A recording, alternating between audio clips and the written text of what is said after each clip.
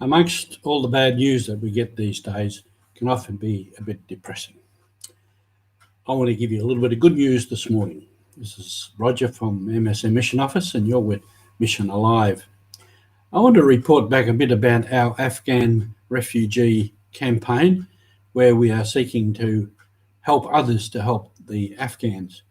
One of our members of staff here, Sean, who's a project officer and IT man, lives at Campbelltown, and he has activated a whole number of people there to help the Afghans, because a lot of them are arriving there in a hotel for quarantine and whatever, and then getting processed. So a little bit of a feedback on all of that, and I will be reading off Sean's report a little bit to do that. John says there's more arrivals coming to Campbelltown, and the initial wave have settled. Most people have sufficient clothes apart from specific things. Thanks to Father John Ho, who's the parish priest out there, who's given space in the crypt of St. John's to store the excess clothing donations. These will be sorted into bigger bags to help the distribution. They'll be sorted into men's clothes, coats, shirts, etc., women's dresses, coats, blouses, etc., boys, girls, and so forth, so make it easier to find the specific things that people need. They had bought some big bags, those big bags, for the purpose of sorting. And what they found out was that these were items that our newcomers needed, probably for storing their own clothes and things in. So they went quickly and had to go and get some more. We purchased 2 additional cheaper phones using the supermarket gift cards, as with the ones bought last week. These are for the wives, largely to be able to connect back to the families in Afghanistan. So that's an important aspect, the communication. And if they can do that and actually talk to people back there, and they're on WhatsApp so they can see people, this is a very, very important thing that these people need, is because they've been uprooted from their homes and their home country, and they find themselves, and a lot of their families and friends are still back there. So this is a very important thing. He goes on, an amount of cash from the schools and others. We put in envelopes of $50 each and shared to 11 families. That gives them a bit of cash that they can actually go out and buy what they want, what they need. They've also distributed 20 copies of the local contacts list, including information on local services. So they're providing information of people they can contact, and local services, maps showing locations of shops, explanation of how to use the transport, and the Opal card, because people received an Opal card, and here was this mysterious looking card, and they didn't know what it was for until it was explained. So, and that's again, we go back to the need for local knowledge. And an Australian-based interpreter contact. So they're the resources for people. Finally, many people bared their feet for the tape measure to record their foot sizes. And in that, there was a story that the sizes of shoes that are current in Afghanistan is a different sizing system to what we have in Australia. And that happens. Sometimes you go in for a size 8 shoe, and everything is got different size numbers. Same with a lot of clothing. So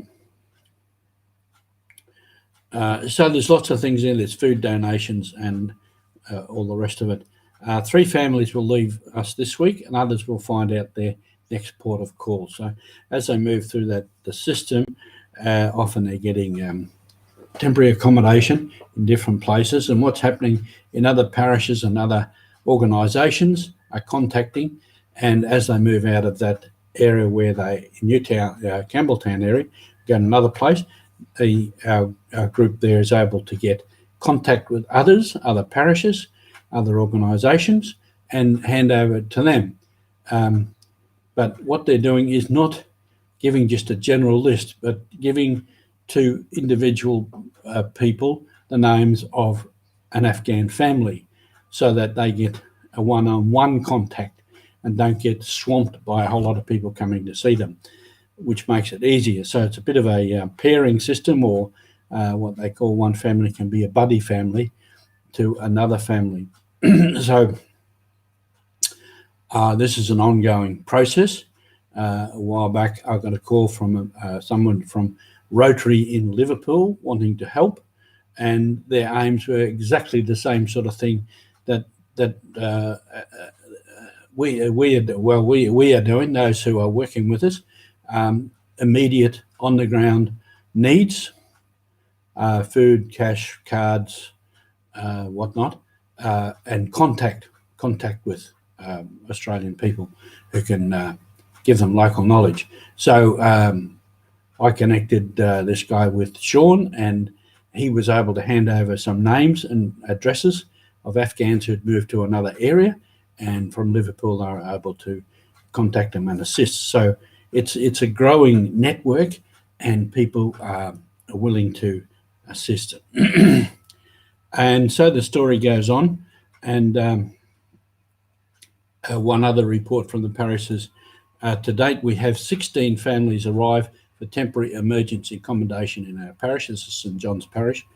There are 9 families with a total of 24 children still in the area waiting for permanent housing in Sydney.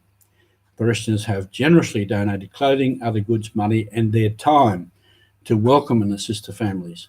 The MSC Mission Australia office is working with the government and other agencies to help refugee families arriving in Australia to start a new life. So it's a network that has developed. It's not a formal network, it's very informal. It's one-to-one contacts, names that you can ring to get assistance. The parish adds to, we are asking now for only donations of money and volunteers to either buddy with a family or provide transport for family members. There's one other little story before I finish. There was a story of an older woman, a grandmother, who was getting depressed. You can imagine she's arrived in this strange place. She's arrived in a hotel. She was getting depressed. So somebody picked the family up and took them out for a drive on a nice sunny day. Drove around and showed places and whatnot. And that helped the old lady immeasurably. So for Mission, we don't have to go overseas. We don't have to go a long way. It's right on our doorstep. And while we've got people like these Afghan refugees and many others who are in need, then the mission is there. And we thank you all for being with us. And we'll continue informing you about this Afghans and others as we go along. So thank you again for